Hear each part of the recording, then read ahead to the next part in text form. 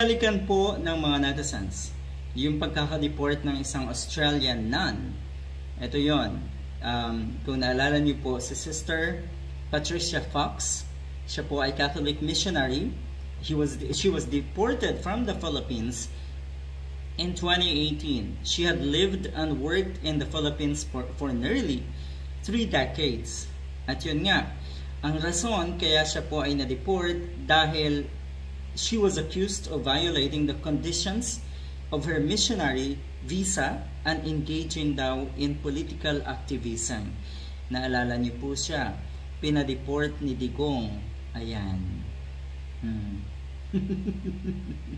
Sabi ng mga netizens, ngayon, nananaginip etong si Digong na siya ay pwedeng tanggapin daw ng Australia kung sakali nga na mapagbigyan yung petition for interim release. Kung naalala niyo po, si Sara Duterte rin ay mukhang dinedma ng Australian government sa pagpunta nito sa Australia kamakailan.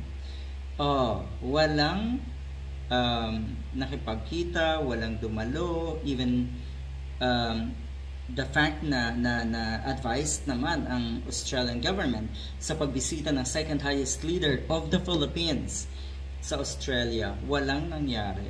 At eto ngayon ang kakapalan daw ng mukha ng mga Duterte. Tested.